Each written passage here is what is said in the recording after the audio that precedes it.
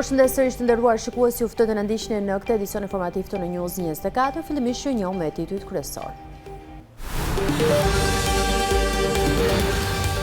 Presidenti amerikan Donald Trump deklaroi se lufta në Iran do përfundojë vetëm me zhdukjen e ushtrisë dhe sundimtarëve të saj. Kryeministri Rama deklaroi se prioriteti i qeverisë është siguria e shqiptarëve të mbetur në lindjen e mesme, duke nënvizuar se nuk dihen kur nisin fluturimet. Urimet e politikës për 8 marsin, gratë dhe vajzat kanë rol të pazëvendësueshëm në familje dhe shoqëri. Mesazhi i kreut të PD Sali Berisha në ditën e grave kërkoi forcën tuaj të mposhtin Ramën dhe Ballukun. Partia Demokratike denoncoi se rinovimi i vilës së ish diktatorit Vila 31 kushtoi 1.2 milion euro nga taksat e shqiptarëve, kurse Rama tha se u paguan nga Art Explora. Shpërtim në ambasadën amerikane në Oslo, autoritetet ngren dyshime për akt terrorist. Regjistrohet tërmet i fortë në zonën e Janinës, qytetarët në panik dalin në rrugë.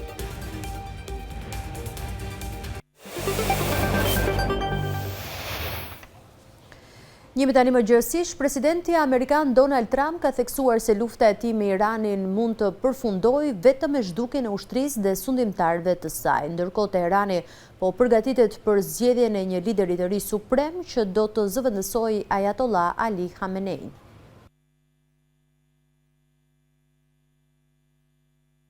Presidenti amerikan Donald Trump është shprehur se lufta e tij me Iranin mund të përfundojë vetëm me zhdukjen e ushtrisë dhe sundimtarëve të saj, teksa Teherani po lëviz drejt zgjedhjes së një udhëheqësi të ri suprem. Menjëherë pasi Trump u tha gazetarëve në bordin e Air Force One se nuk ishte i interesuar të negocionte një fund të konfliktit që ka tronditur tregjet e naftës, ka dëmtuar biznesin dhe ka penguar udhëtimet globale, Izraeli njoftoi sulme të reja në të gjithë Iranin, për të cilat tha se kishin goditur vende kritike të magazinimit të karburantit. Nuk mendoj se do të mbetet dikush që ndoshta të thotë ne dorëzohemi, tha Trump. Qeveritë e Arabisë Saudite, Kuvajtit, Emirateve të Bashkuara Arabe dhe Bahrenit raportuan sulme me dron iranian në vendet e tyre të shtunën dhe të dielën në mëngjes, me një zjarr të madh që përfshiu një blok zyrash qeveritare në Kuvajt. Arabia Saudite i ka thënë Teheranit se sulmet e vazhdueshme iraniane ndaj mbretërisë dhe sektorit të saj të energjisë mund ta shtyjnë Riadin të përgjigjet në të njëjtën mënyrë, ka njoftuar Reuters. Presidenti iranian nuk kërkoi falje të shtunën shteteve fshinje për sulmet e tij ndaj objekteve amerikane në ato vende.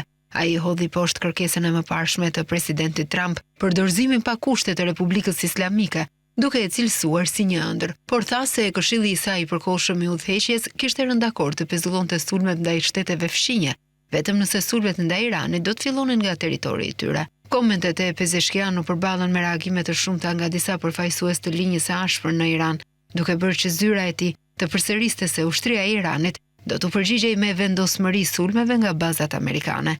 Ndërkohë, një konsensus i shumicës mbi pasardhësinë e Khameneit thuajse është arritur, tha antari i Asamblesë së Ekspertëve, Ayatollah Mirbakeri. Ushtria izraelite në një postim në rrjetin social X paralajmëroi se do të ndjek çdo pasardhës. Kryeministri Edi Rama tha se prioriteti i Shqipërisë në lindjen e mesme janë shqiptarët dhe siguria e tyre. Kreu i qeverisë tha se nuk dihet ende se kur do të nisin fluturimet nga vendet që sipas tij janë në agresionin e Iranit. Kryeministri Edi Rama tha se situata në lindjen e mesme është e paparashikueshme.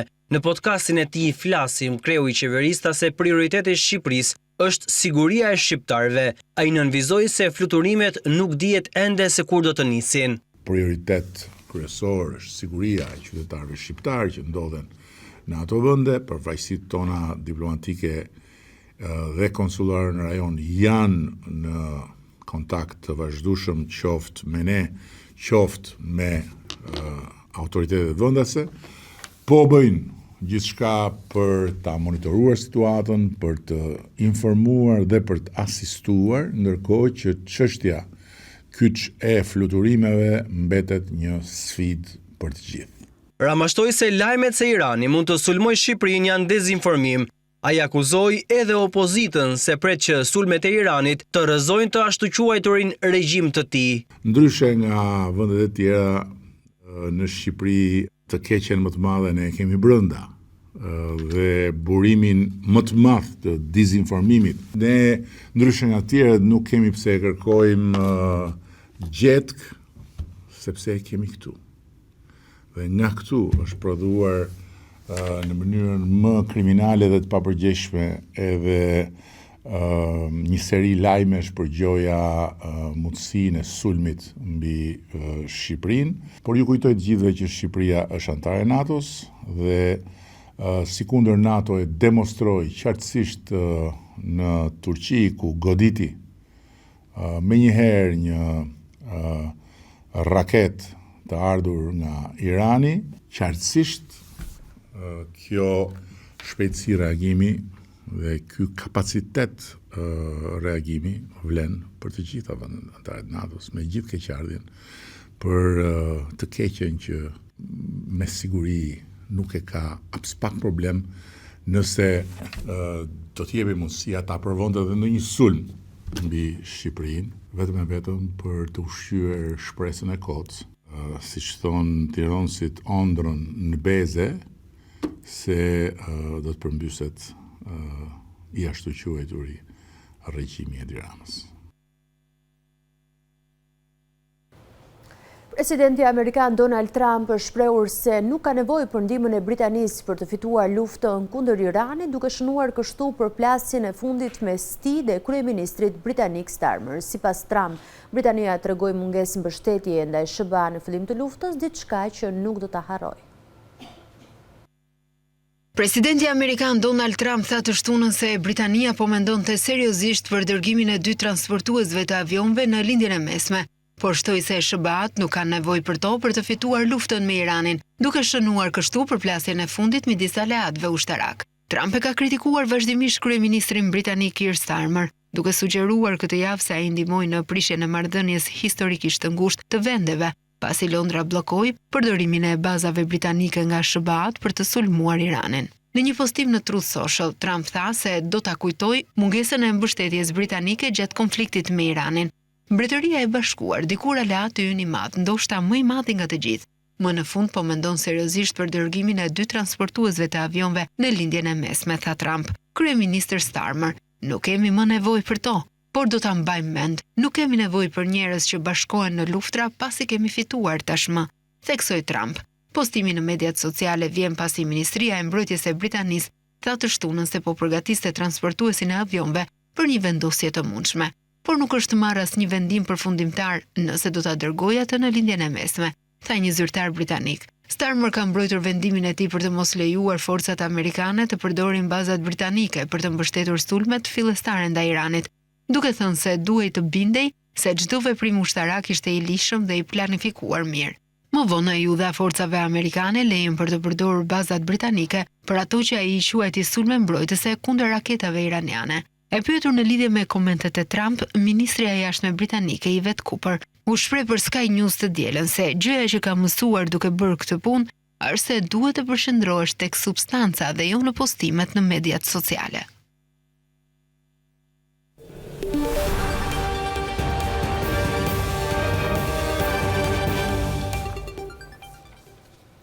Në urimet e tyre për ditën ndërkombëtare të grave, krerët të shtetit dhe përfaqësues të politikës vlerësuan rolin dhe sakrificën e tyre në shoqërinë shqiptare. Presidenti Begaj në urimin e tij thotë se gratë dhe vajzat shqiptare mbajnë gjallë shoqërinë tonë, ndërsa kreu i qeverisë thotë se me rëndësi është që pjesëmarrja e grave të rritet dhe forcohet. Një mesazh për të gjitha gratë dhe vajzat shqiptare përcolli dhe presidenti i Partisë së Lirisë Ilir Meta.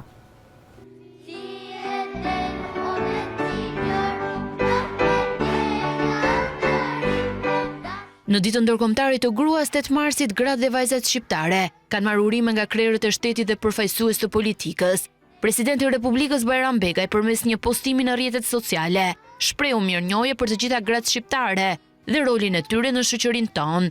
Me forcën, sakrificat dhe dashurinë tuaj, ju mbani gjallë shpirtin e familjes dhe të kombit, shkruan Bajram Begaj. Ndërkohë kreu i qeverisë Edi Rama në mesazhin e tij falenderon gratë për gjithçka që ata bëjnë çdo ditë. Për të gjitha gratë, për të gjitha nënat, motrat, gjyshet dhe vajzat shqiptare, jo vetëm një falënderim për gjithçka bëjnë çdo ditë, por edhe një urim me gjithë zemër që pjesëmarrja e tyre të rritet, angazhimi i tyre të forcohet dhe gjithçka që ato i sillen Shqipërisë të bëhet edhe më shumë fal zërit, energjisë dhe kontributit të tyre, thuhet në postimin e Edi Ramës. Presidenti i Partisë së Lirisë Ilir Meta në urimin e tij ndërsa vlerëson sakrificat dhe përkushtimin e grave dhe vajzave, thotë se ato janë forca, frymëzimi dhe shtylla e çdo familje shqiptare. Kjo ditë na kujton se duhet të vazhdojmë të punojmë së bashku, që çdo grua dhe vajzë të ketë mundësi të barabarta, të jetojë pa diskriminim e pa dhunë dhe të realizojë plotësisht potencialin e saj. Fuqizimi social, ekonomik dhe politik i grave është një hap i rëndësishëm për një shoqëri më të drejtë, për familje më të forta dhe për një Shqipëri më të zhvilluar dhe europiane, thuhet në postimin e Ilir Metës. Ai nënvizon se në programin e Partisë së Lirisë, mbështetja për vajzat dhe gratë është prioritet, pasi ne jemi të vendosur, thot, për mbrojtjen dhe fuqizimin e familjes dhe vlerave të shoqërisë sonë.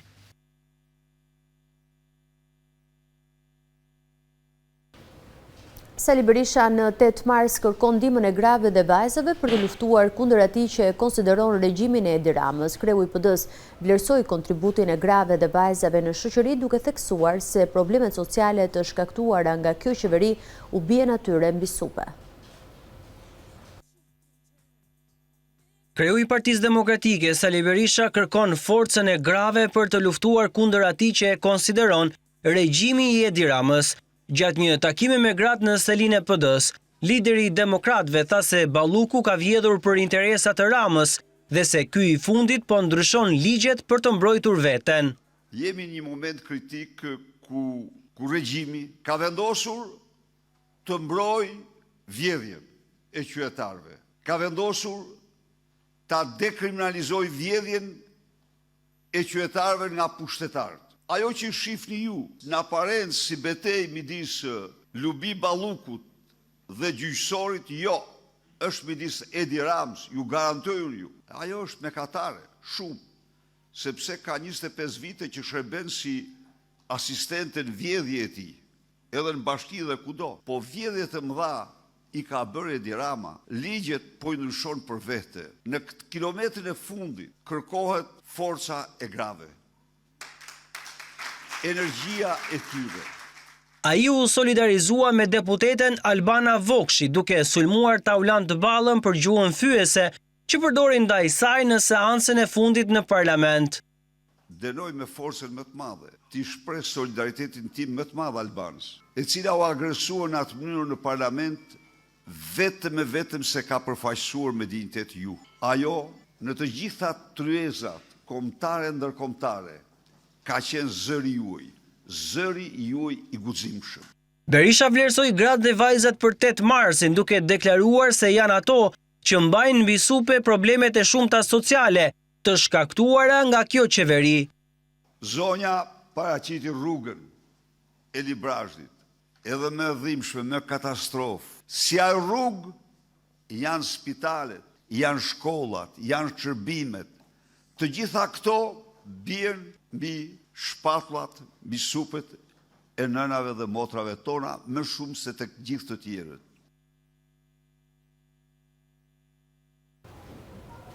Në ditën e 8 marsit ju sjellim historinë e Manushaqe Shalsit, një grua që nuk u mposht përballë vështirësive të jetës duke sfiduar edhe diktaturën. Edhe pse regjimi i mohoi të drejtën e studimit në një kohë që ishte nxënëse me rezultate të shkëlqyera, Manushaqja nuk u dorëzua. Nisi fillimisht si një revolt për kërkimin e të drejtave të grave në vitin 1908-1909 në New York, për t'u pasuar më tej me greva disa ditore në përmirësimin e kushteve të punës dhe rritjen e pagave. Sot 8 marsit, dita ndërkombëtare e grave, kremtohet në forma të ndryshme.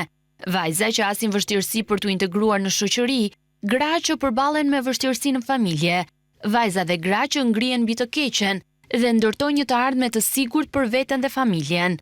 Me dëshirën e madhe për të ndjekur studimet në moshë fare të re, plot ëndra dhe vizion për të ardhmen, Manushaqe Ismaili Shalsi rrëfen se si në periudhën e komunizmit ju dha dhe më pas ju mohua e drejta e studimit, ndonse ishte një nxënëse me rezultate të larta.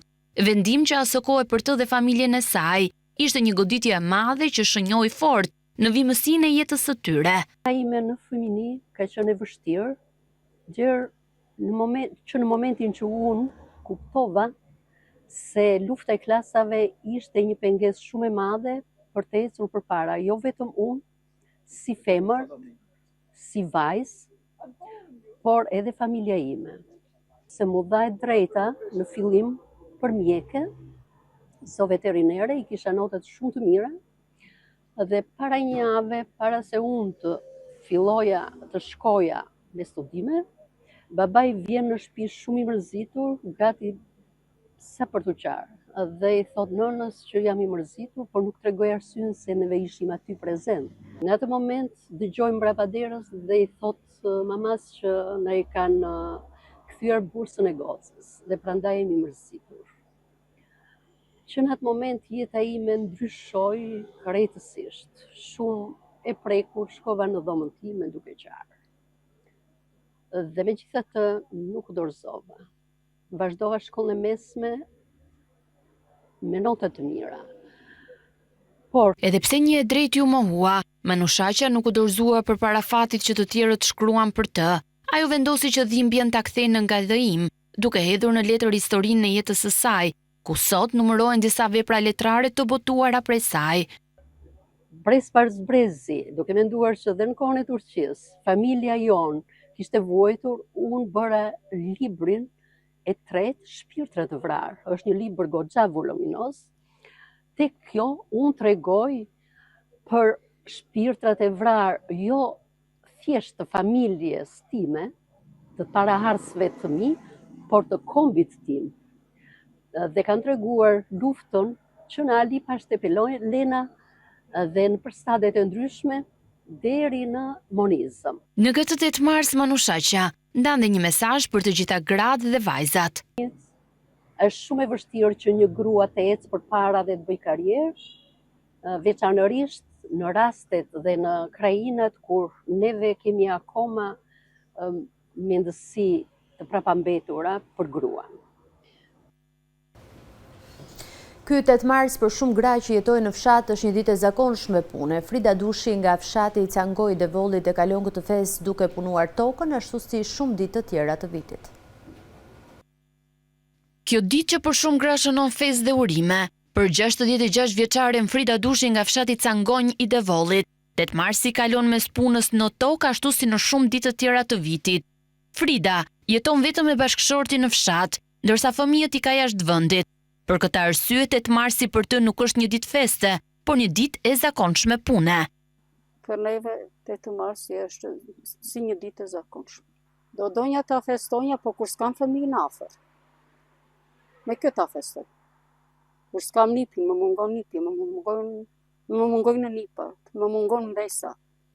Që i dua shumë, kështu që për mua çdo gjë është kot. Puna në bujqësi për Fridën ka nisur që në moshën 16 vjeçare. Edhe sot megjithëse është në pension, ajo vazhdon të punojë tokën, një punë që e përshkruan si shumë të vështirë, por që nuk e ka ndaluar asnjëherë. Vështirësi të bëjmë prodhimet, shkoj në dëm. Kështu që kjo është sfida më e madhe. Po kur e punon? Edhe puna nuk u të çmohet. Punën që bën nuk u të çmohet. Për atë që bën e për atë që punon. Megjithatë, edhe pse vet nuk e feston, Frida nuk harron të urojë të gjitha gratë për festën e tyre. Ajo tregon se ndoshta në mbrëmje do të gjej pak kohë për të pirë një kafe në shtëpi me bashkëshortin, duke mbyllur kështu që të sish ditën. Ju uroj gjithë nënat e botës të jenë gratë më të lumtura edhe nënat më të lumtura. Historia e saj është një shembull i përditshëm i shumë grave në zonat rurale, të cilat edhe në ditë feste vazhdojnë të punojnë tokën dhe të mbajnë gjallë jetën në fshat. Me rastin e 8 marsit, ditës ndërkombëtare të gruas, dhjetra qytetarë u bashkuan aktivitetit simbolik Vrapo për barazi pranë liçenit artificial në Tiranë. Pjesëmarrësit përshkruan rreth 5 kilometra me nisje nga lapidari i vëllezërve Frashëri, duke përcjell mesazhe për barazi gjinore.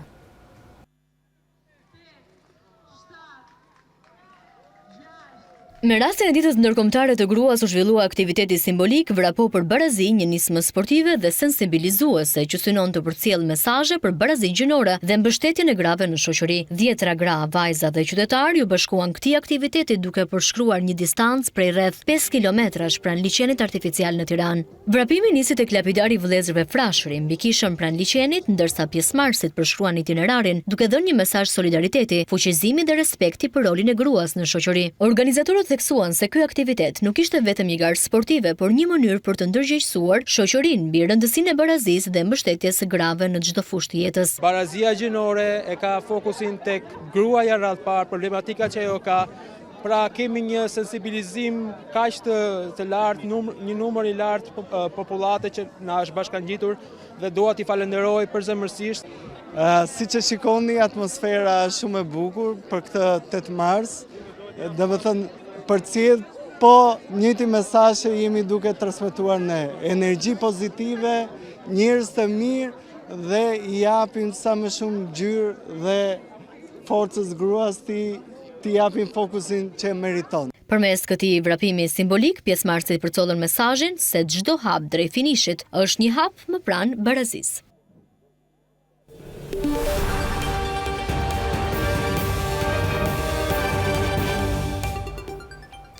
Vjome të tjera informacione, Partia Demokratike kërkon përgjigje nga Edi Rama se ku kanë shkuar 1.2 milion euro të taksa paguesve shqiptar, të cilat ishin të destinuar për rekonstruksionin e vilës 31, e cila njihet ndryshe si vila e ish diktatorit Enver Hoxha. Zëdhënësia antikorrupsionit në PD Genta Vangjeli nga ana tjetër thotë se dokumentet tregojnë se Fondacioni Art Explora ka bërë rekonstruksionin e godinës.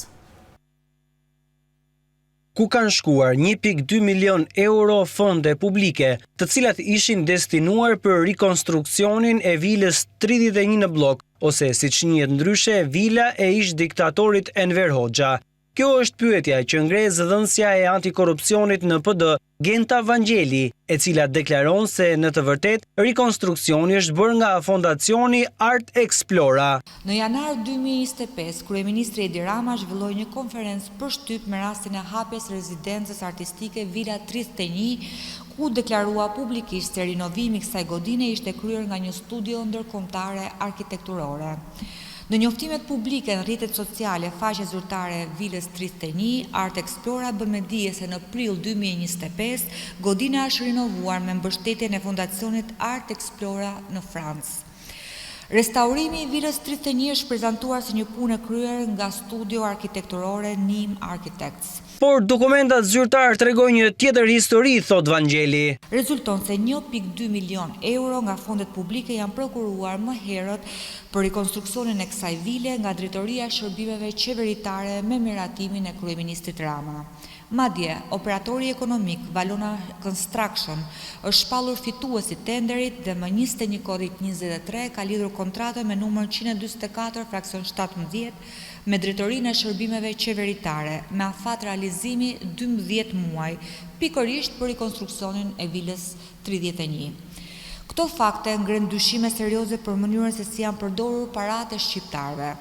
Nëse rinovimi i kësaj godine është kryer nga studio huaj me mbështetjen e një fondacioni ndërkombëtar, atëherë kryeministri ka detyrim të sqarojë publikisht: 1. Çfarë punimesh ka kryer konkretisht Valona Construction? Ku kanë përfunduar 1.2 milion euro nga paratë e taksapaguesve shqiptar?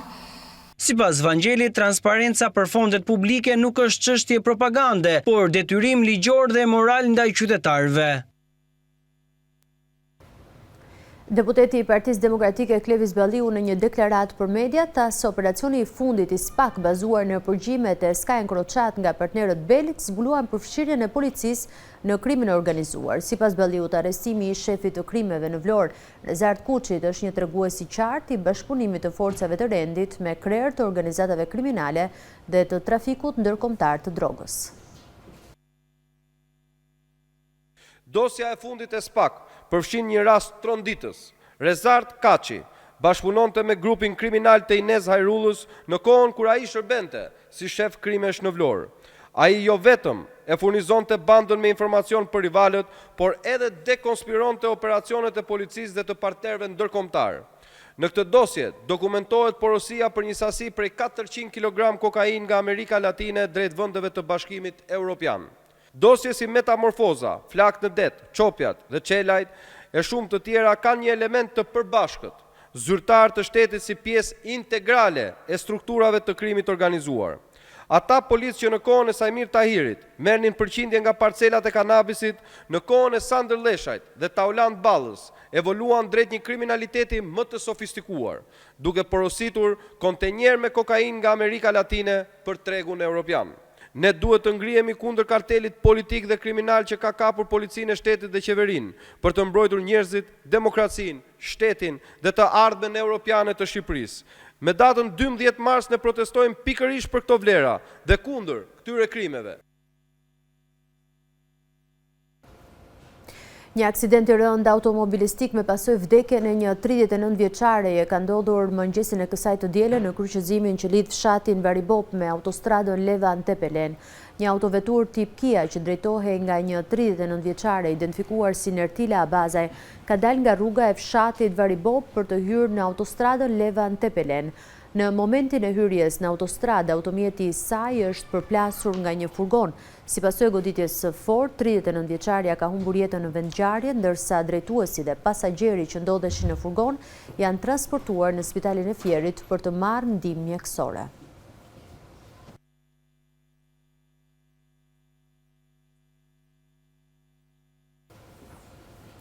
Policia e Tiranës vuri në pranga një 61 vjeçar nga Belshi pasi rezultoni dënuar me 15 vite burg për disa akuza penale në Itali, pas hekur avera Andrea Gjini, alias Andrea Kuqja. Ai ishte shpallur në kërkim ndërkombëtar që nga viti 2016 pas ishte dënuar nga gjykata e Lukas në Itali me 15 vjet burg për veprat penale, shfrytëzim prostitucioni, trafikimi lëndëve narkotike dhe plagosje.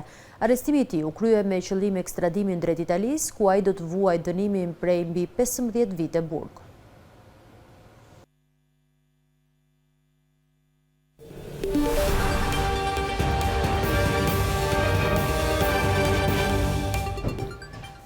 Zhvendosemi tani në rajon. Një tërmet me magnitud 5.3 sipas shkallës Richter është regjistruar këtë mëngjes në rajonin e Epirit në Greqi.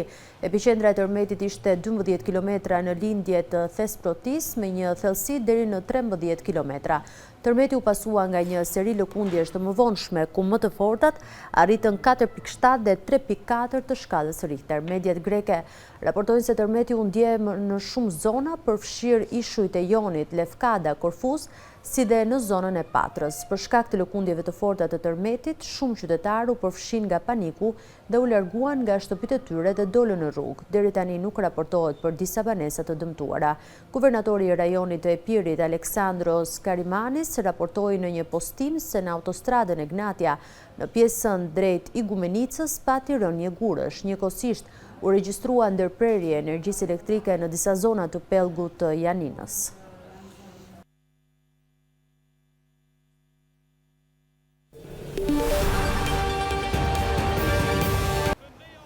Kemi bërë të kështu në fund të këtij edicioni informativ. Për të informuar në çdo kohë me lajmet më të fundit nga vendi, rajoni dhe bota, ftoj të vizitoni faqen balkanweb.com, aty mund të ndiqni dhe News 24 në live stream.